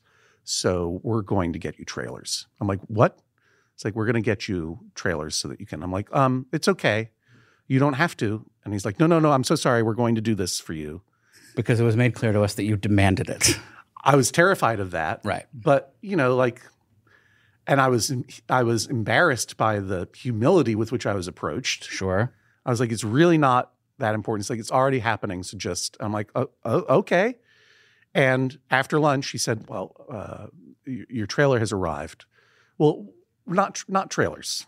You know what I mean? Not trailers. 2 Greyhound buses that had been converted into party buses. Right. And had they found the right vehicle for the right guy. And had bathrooms in them. Right. So Naturally. It's not even RVs, right? They were party buses, huge party buses. Much and it was longer than an RV. It was all they could. And the guy was like, I'm so sorry. And the guy was like, I'm so sorry. This is all we can get on this short notice. And I'm like, it's 2 buses, 2 city buses. And I go in and I'm like, this is a party bus and bad things have happened here. It doesn't look like a party. Like there is a pole in the middle of this bus for a reason. Yeah. Yeah, I wouldn't like to take a black light to all of this. And it smelled bad. Yeah. And it was Greyhound bathrooms and I was smell like, as bad as anything. I did not want to be in the bus. So then I was in the horrible situation of saying, I don't want the bus that you got me. I prefer my dressing room. I prefer my dressing room. I can't be in that bus, but maybe you can offer it to our guest star, Giselle Bundchen. I just felt so bad, but I learned so much. Like, this is a power that you can abuse if you are first or second on the call sheet. Absolutely. And it's tolerated often until it isn't. Right. Right. But on the other hand, being first or second on the call sheet most of the time involves a tremendous expenditure of physical and emotional energy. Mm-hmm. Long working hours. You are the job. Right. Nothing happens without you. That was definitely the case with both me and Justin. And you need to, like, what I learned from Jon Stewart while he was doing The Daily Show was that, like, you need to find a way to continue to have fun or else it's not worth doing. Right. And, you know, the shifts that Jon would make in the show, beloved segments would disappear or new things would be tried out solely because he's got to be fun for him. Right. Otherwise, it's not going to work. And, you know, like it sounds ridiculous, but it's like, yeah, maybe I do need a private bathroom. Like, right. You know what I mean? Right. Like maybe I need a dressing room where I can poop alone since I am going to be face forward for 14 to 16 hours, you know. I mean, I'm sure that a room with a private bathroom is among the humblest asks that have ever been asked by the lead of any number of things. And in retrospect, I was astonished that the studio, maybe it wasn't Silver Cup, I don't remember. All I remember is at the end of the day, I realized it is strange that this studio doesn't have dressing rooms with private bathrooms. So I asked the production to explode it. Not to build them. They said the best we can do, Mr. Hodgman, is we can implode it. That's all we can get a permit for. Did you hear me say implode? No. And so I enjoyed watching. I got to actually press down the thing and watch it implode. But it was just like that episode of The Wire, the dust. Before Giselle drove me home in the bus. You have now arrived, quite by accident, but not entirely without some volition, into a world that you probably never would have even known existed fully, but a world you certainly didn't anticipate participating in. And that became it became your job, clearly, for a couple of years. But so we shot the ads for most of 2006, all of 7, 8, 9. January of 2010 was the last time we filmed them, but I don't think we used any of the ones that we filmed. So, 3.5 years. A very successful run as an advertising strategy. I mean, uncommon for things to go on for quite that long in that space. Even in that time. Right. Yes. I think that it is not braggy to say that it is recognized as a successful advertising campaign. Yes. I don't think and not something that it would be is replicable in the same way now. Right. Given it's not Rosie the paper towels lady, but it is like... Well, I'll tell you, it's not the Can You Hear Me Now guy. That guy, or for that matter, Flo for Progressive. They're still going. It's true. They cut us off in our prime. We could have gone for another 10 years. But it was like, I was there when Cheers ended, and they would do those panel discussions with the cast, and there's like all we did all day was have fun. Mm-hmm. And I remember thinking during the shoots, like, I can't believe I get to have that experience. Like, all I do all day is have fun. I love everybody here. We all support each other. It's hard. We get it done. And it's not as though I was doing an ad for asbestos. Right. Like a series of products that you would use anyway, everything that I had ever made that mattered to me had been made using one of the tools that this company made. Right. Obviously, corporations are corporations, and et cetera, but I was proud of the work that I did. And I walked through the world completely recognizable in a way that I didn't anticipate. Right. It was now it's not true anymore. That was a hard adjustment. Well, you've changed your look. That doesn't matter. It was long before I changed my look that people stopped noticing, I mean, I guess that is it can be a short-lived kind of notoriety. But before we get to that, it also then sort of vaulted you into the world of character acting in, generally speaking, smaller roles, but you became a sort of a fixture as a kind of an archetypal type of character. Yeah, like any kind of like Dr. Egghead sitting behind a desk. Right. I could do that. Probably still could. I'm available. You've definitely come to the right podcast to get your name out there. Yeah, like when you break out in however it is that you break out, people want to be around you. People want to know what's going on. I think that's true when you're on television, especially. It's like, oh, let's. What about that? That guy from that ad? How would he be in this? Right. And all of a sudden, you get a job offer. I wasn't really asked to audition for any of that stuff for another couple of years. And then once I started getting asked to audition, I realized, oh yeah, they're on to me. Right. You know what I mean? I might have to earn this, not just get it. Essentially, you are now an actor at that point. You became an actor who... I was definitely, acting is pretend, and I was definitely pretending to be an actor. Right. Yes. You were acting the role of the actor. Right. Who was acting in acting roles. Yes. Yes, there are trained actors, and yes, there are degrees of talent. There are kinds of talent, and there are whatever. But like, you are no less an actor than any other actor. I disagree with you. You might have less range. You might, but sure. Sir Laurence Olivier could have been the guy in Baby Mama or whatever. Right. Like Liam Neeson, I have a certain set of skills. Right. And I was lucky not to be asked to deploy them beyond my already strained level of fraudulency. Right. Did you feel that fraudulency at all times during those things, or did you ever feel like, well, shit, I could do this? I think that I initially had a real sense of beginner's luck. Like when it's, if you play poker with someone who's never played poker before, they're going to destroy you. Right. They just don't. They're not in their head. They don't know that what they're doing is stupid. Mm-hmm. They don't know that what they're doing is wrong. And they win. And I think that, successful actors can maintain that. Right.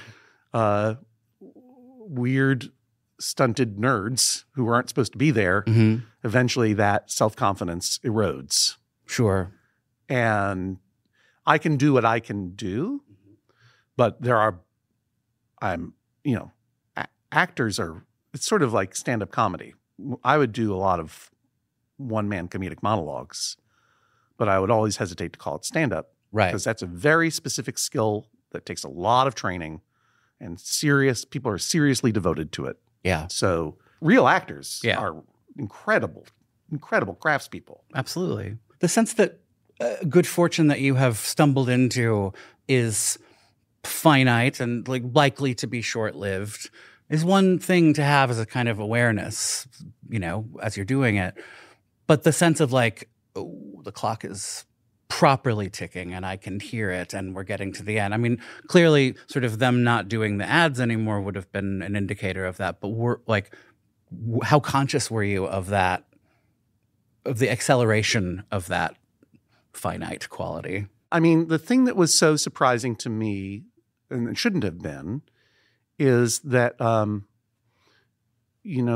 being writerly famous or public radioly famous, magazine-y famous, or any of the other famouses that I had dabbled in is nothing compared to being visually famous. True.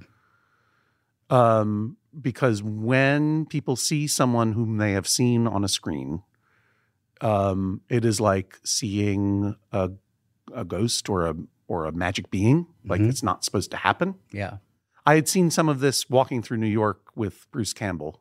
At that point, he was recurring on Hercules' Legendary Journeys and Xena Warrior Princess.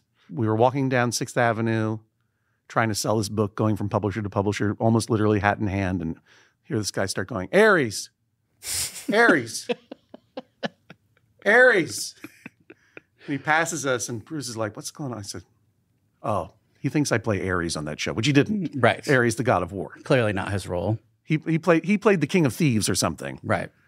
And as soon as Bruce said, oh, he thinks I'm Ares, the guys down the block goes, we just hear him go, oh, sorry.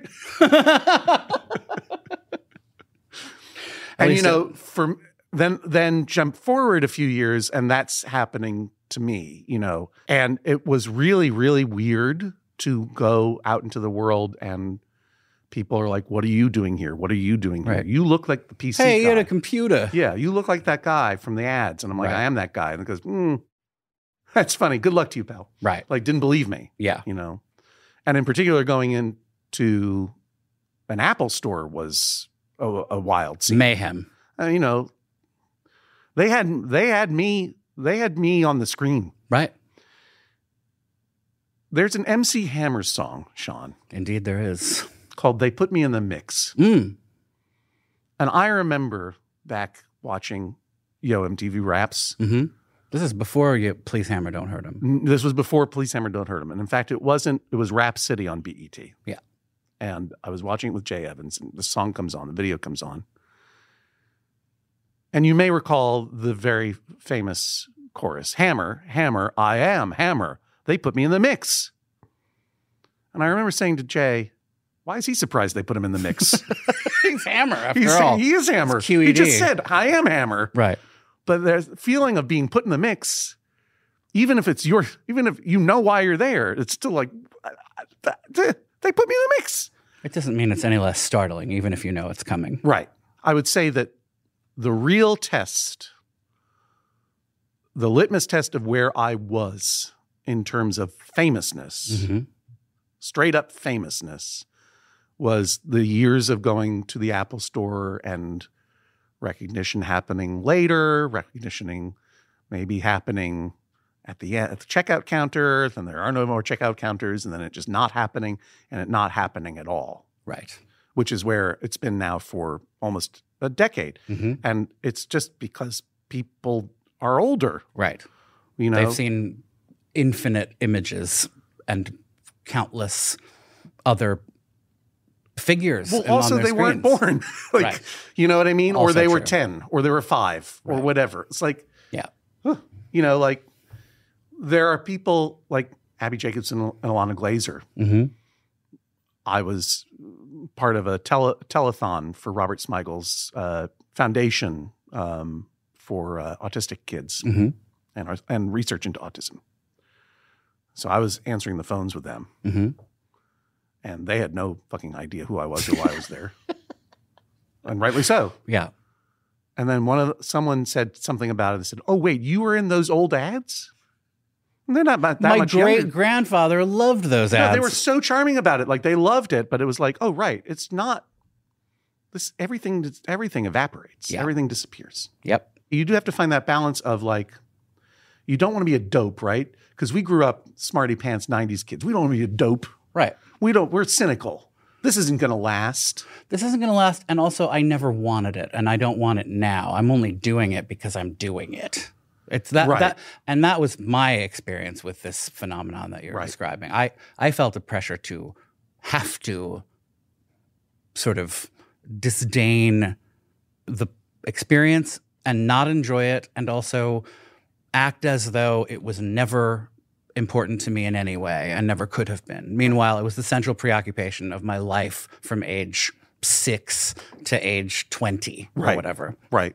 And how do you feel about that sensibility? Mostly, I regret that it was something that I felt like I had to do, but more than that, I regret that I did it despite, because it wasn't my conviction. It was something that I sort of took on because I did not want to seem like, it may surprise you to learn that people have often thought I was arrogant before they met me, and even after, and even during. But like the terror to me of seeming like I thought I was a big deal while I was manifestly a big deal in a specific tiny way was like it haunted me. I was terrified of seeming like that. And I was terrified that everyone was thinking about me all the time, which no one was ever. Right. As you alluded to earlier. But everywhere I went, people would see me and point and come up to me. Like I was on television. I was on music television. Right. But I was on there like 20 times a week or whatever for a while. Not a super long time, but long enough I should have understood that it was television. Yeah. Much as you said. And you were in people's lives. I was in people's televisions, certainly. But I remember a time. That's their life. I remember it's my life now. Well, it's a part of that culture we take in is part of our life. That's true. I think it was 1998, but it might have been 1999. It was the year that the New York Yankees won the World Series. And I was staying at the Paramount Hotel in Times Square. And I had to go to MTV to do some sort of interview or I had some sort of appointment I had to go to. And it was like a good night in New York. And I went back to my hotel and fell asleep to the sound of the Times Square teeming with New Yorkers cheering on the fact that their team had won the World Series. And then I woke up early because I had an early appointment and it was 7 a.m. or something and still cheering as if they had been cheering all through the night. And I was like, that seems a little raucous even for New York. Surely they must have gone home. But it turns out it wasn't anymore for the Yankees. It was because the Backstreet Boys were coming to MTV to be on Total Request Live or whatever. Right. And so I then got, dressed and went to my MTV appointment. And as I'm walking, I'm seeing all these children and their parents and stuff holding up signs and like just desperately waiting for the Backstreet Boys and screaming and like real sort of Beatlemania-esque kind of stuff. And this is at a time when I was on MTV all the time. Still, this kid with a sign that was like, I heart the Backstreet Boys, looked up and saw me and was like, oh! And then she was like, like she recognized a little me. misfire. Yeah, well, a little misfire. She did in fact recognize me. It activated the MTV portion of her brain. Exactly. There was familiarity, but it was like not the droids you're looking for. Right. And also you are meaningless in this moment. And I was like, you're right. I am like, there was something about that, the interchangeability of that particular version of fame, which was not a secret, but it was instructive. Right. And, the trajectory that we were on was very much sort of inscribed as a kind of version that doesn't last very long. None of them tend to last very long, but that one in particular was just famously not a long-standing kind of fame. One of my most recent and now almost a decade-old acting jobs, because I don't get a lot of them anymore, right, was on a show called Red Oaks, and I was working on it, and that show was set in the 80s, mm-hmm. and they had a thing about hiring directors who either worked in the 80s or worked in the 90s, mm-hmm. Kind of get a vibe, including Amy Heckerling, who directed Fast Times. That's right. And she was the funnest person in the world, one of the nicest and most effective directors I've ever worked with. Wanted everyone to have fun. Yeah. Knew that we're playing. And I just catch her going, da da da da da da da da da da da da da, just sort of in between, like just watching people get ready. I'm like, you like that song? She said, I love that song. And I was like, I got to let Sean know. That was a good phone call to receive. Yeah. Because I loved Amy Heckerling films, and I got to tell her probably something that no one has told her in a long time, which is that I saw Johnny Dangerously 20 times in the theater. That's right. Which I did. Whoa. I forgot about that just part. to bring the nerd thing I forgot full about circle. that part of the conversation. Yes. Yeah. So let me ask you a question. All right. This vibe that you had when the song was out there, Mm-hmm. that you had to pretend that it didn't matter. In fact, you hated it. Mm-hmm. The fame part. The fame part. Yeah. Right. Did you hate it?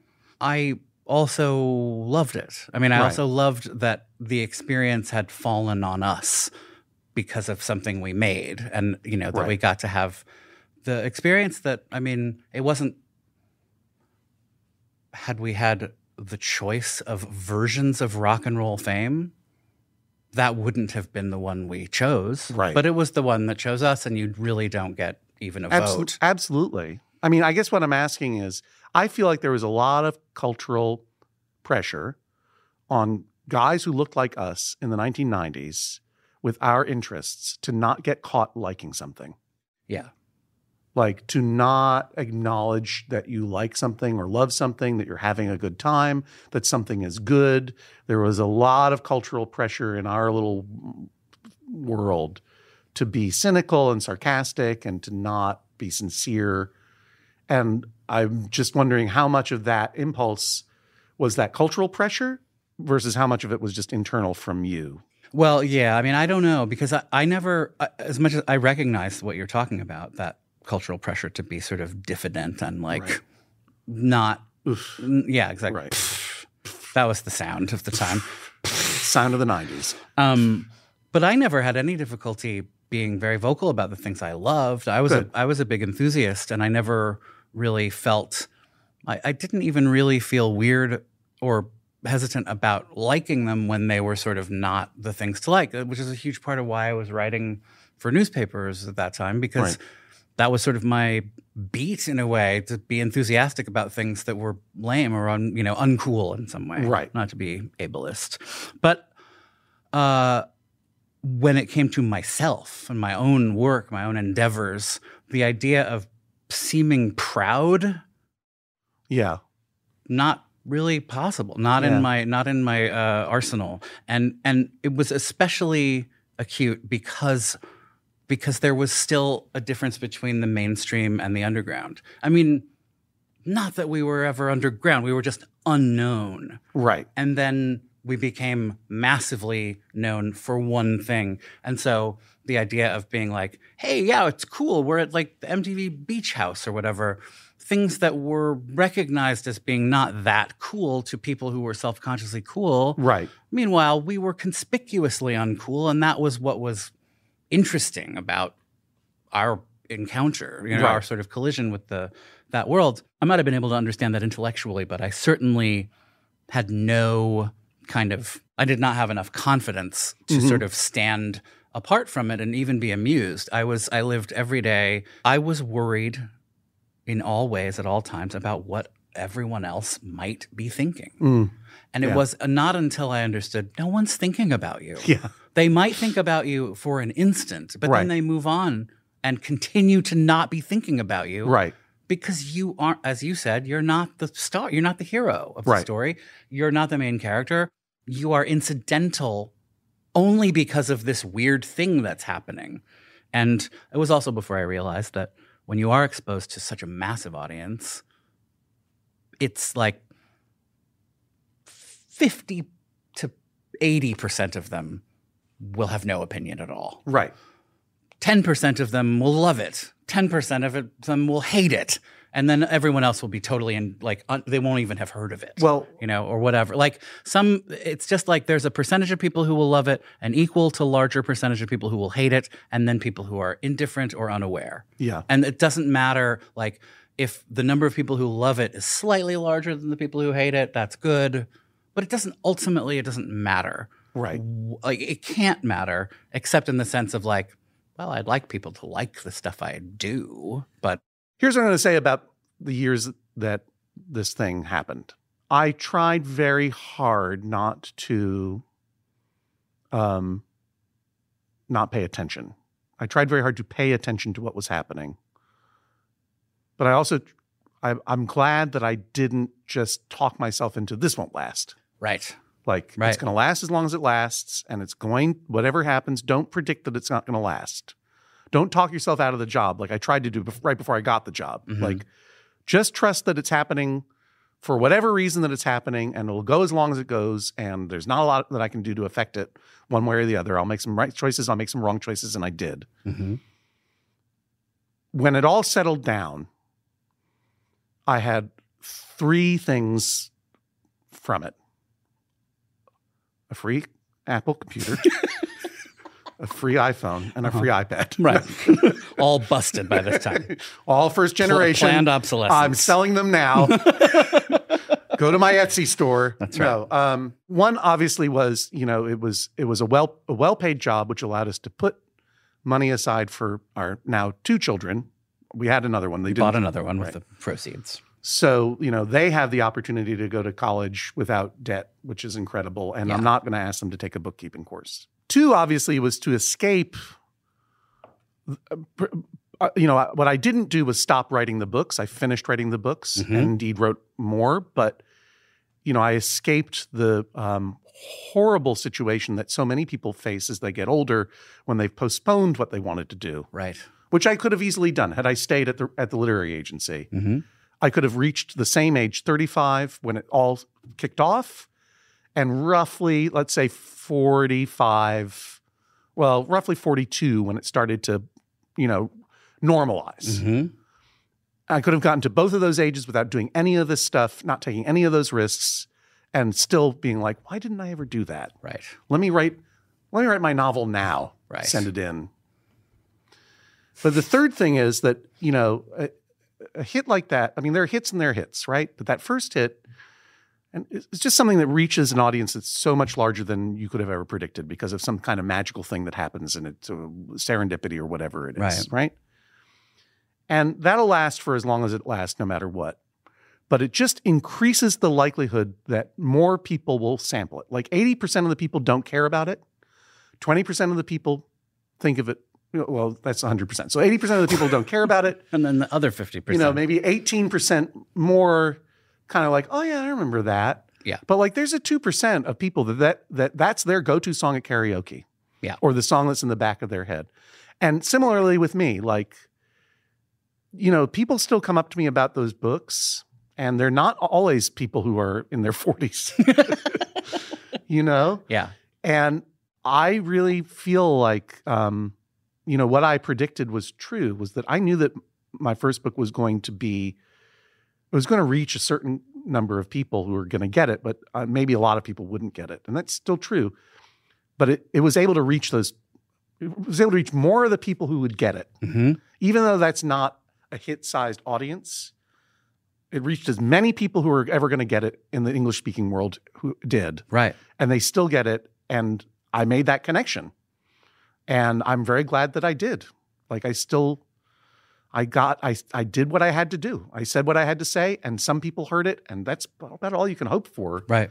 And when you consider the ways that other people have capitalized on sort of accidental or momentary notoriety, certainly in the world of advertising or whatever, there are much worse ways, much sort of, less kind of entertaining, certainly, but admirable ways of continuing to put yourself out in the world. Right. I mean, it's like I can think of many examples, and I don't even mean it as a way of judging anyone or bad-mouthing them. Maybe that's something you could do on your podcast if you had one. Yeah. Judging people. Judge John Hodgman. Just a thought.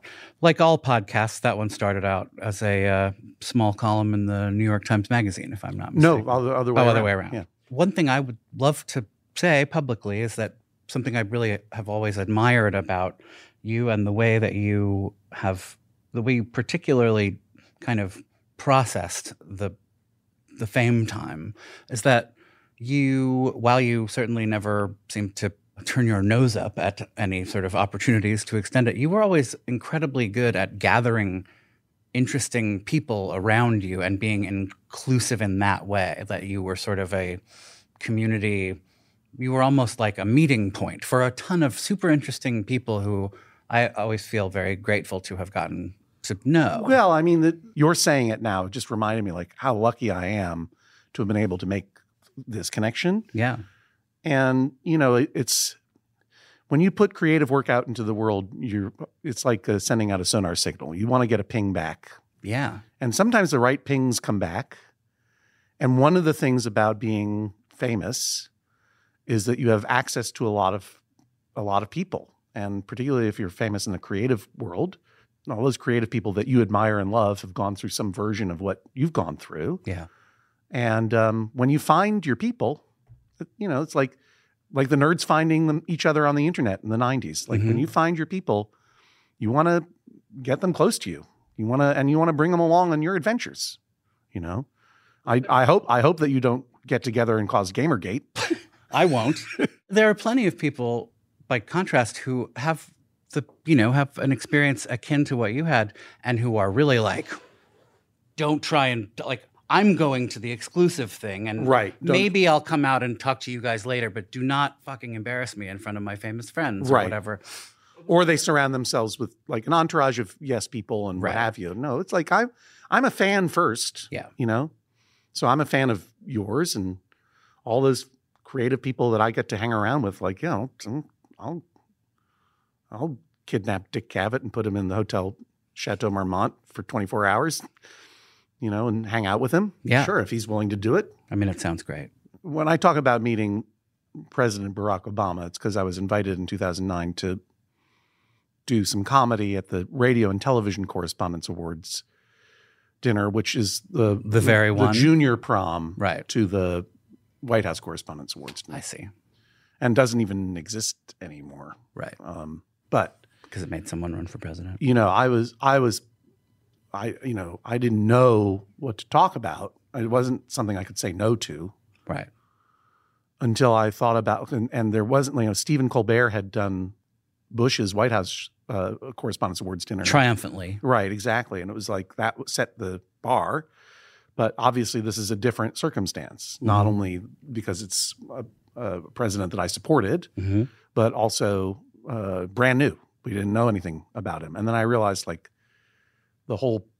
all of the right-wing propaganda against Obama was around that whole idea of like, what do we really know about this?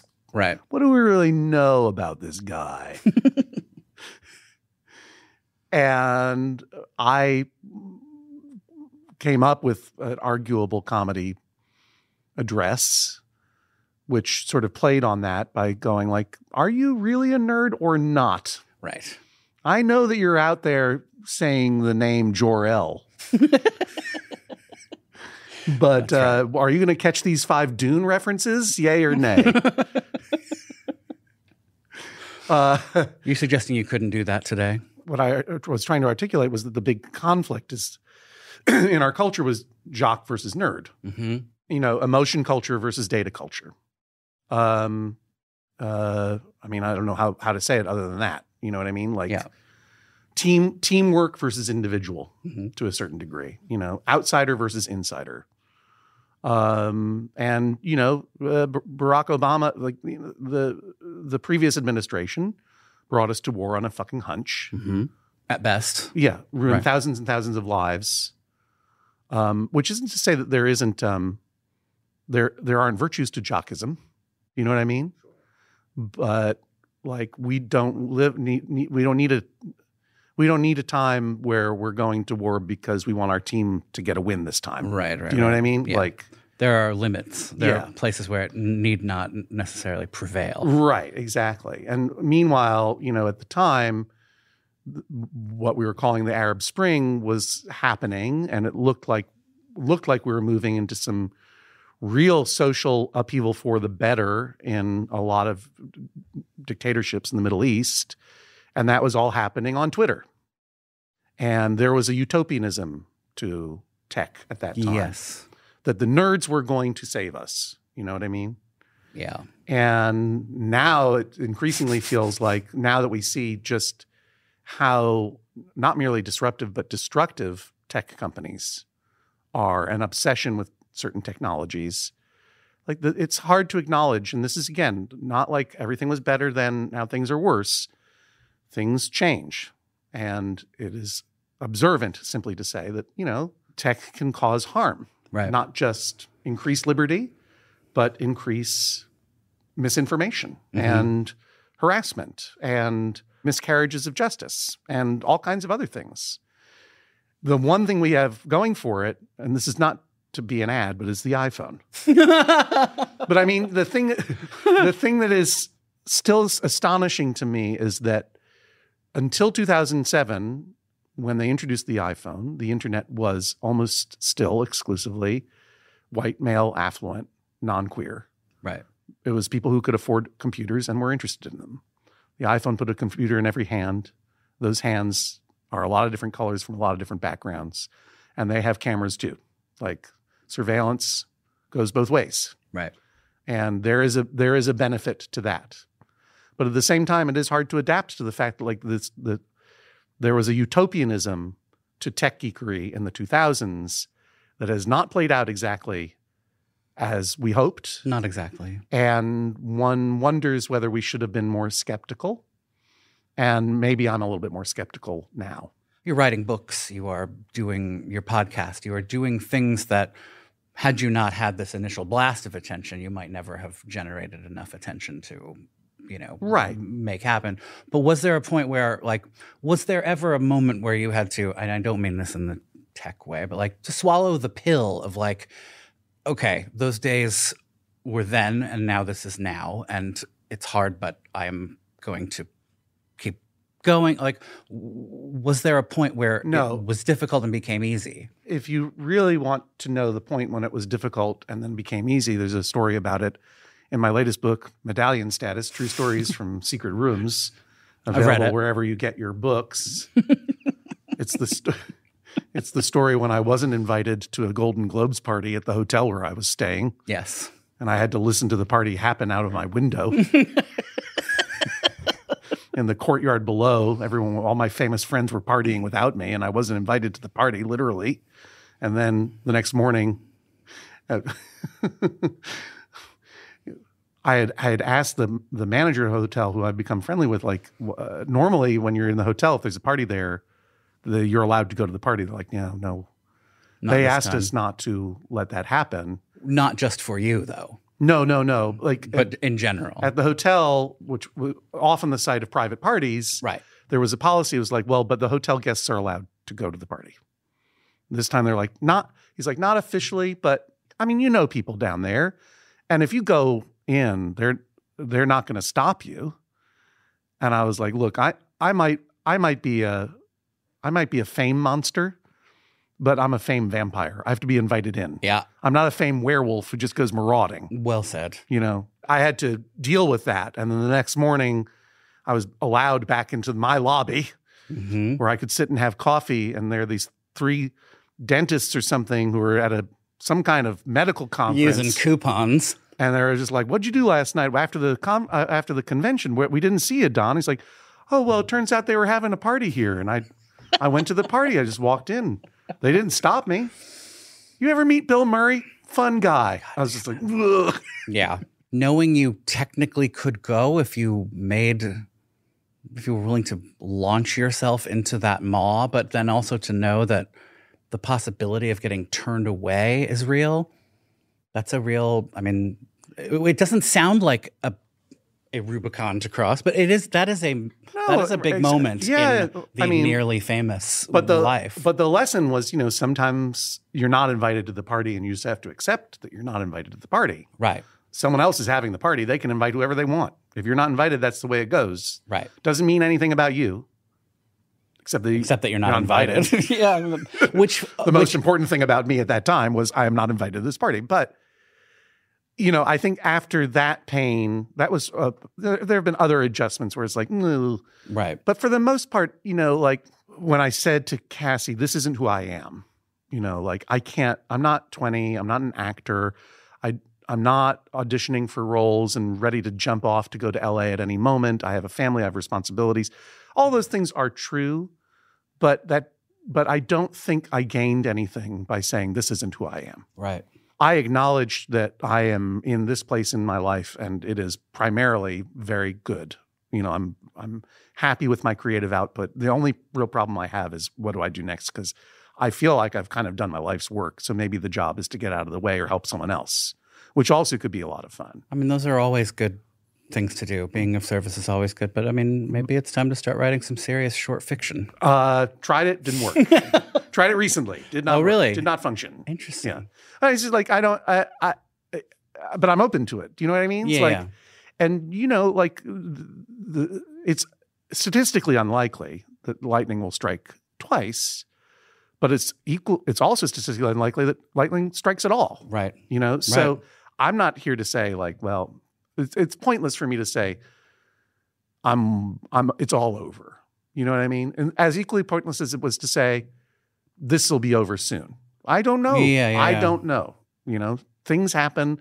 The world changes. We weather the changes as best we can. Some of them are very uncomfortable. Some of them are a lot worse for other people than they are for me. I went out there to pitch a television show with my friend David Reese some years ago. And we had all these meetings, and everyone was such a fan. And I knew in my heart, as I was leaving Los Angeles that early morning, we were not selling that show. No one was going to buy that show. That kind of thing was done. We had happened to stop into a used bookstore in Atwater Village where they had a book of interviews with Edward Gorey, one of my heroes. And I had bought it thinking I would take it home for myself. But I decided to leave it behind because David is also a fan of Edward Gorey, and my bag was already too heavy. But I decided to look through it, and there was this Gorey illustration that I'd never seen before of a dog. If I remember correctly, it's a dog sitting on top of a tombstone, draped in a tapestry that just says, "What is." And Gorey is asked to comment on that, and he's like, everything, the way things have happened is the only way that they were going to happen. And dwelling on it otherwise is, pointless and pain-making. The thing of like, it's almost over or it's all over. The it is really what is the question, because it's not, the fact is that life is not over. It's just the thing where you kind of score without necessarily earning it or deserving it or whatever, or even necessarily wanting it. That part might be. The gravy train has left the station in a certain sense, but like the joy of doing the things that you get to do and have gotten to do, that's all very but much you don't know, available. Like you don't know in the world because you have put your stuff out there. I'm not speaking about you, one. Right. But one has put stuff out there in the world, and you don't know what seed that might plant. Right. Or to mix the metaphor, you don't know what new train might come along. Right. And you don't know how gravy-licious it might be. No. Or it might run you over. Right. So it's really, it's hard. I mean, there's a mourning period that goes along with any loss, and losing a time in your life is always hard. Mm-hmm. But it's similar to any big transition in life, And, my children are now 13 days from both being legal adults. Wow. Periods of life come to an end, just like, my knees and hips are coming to an end. But my calves, Sean, they're fucking eternal. Those calves are forever. John, and your calves. First, let me thank your calves, if I may. First, for deigning to be here. They're not coming out of the dressing room.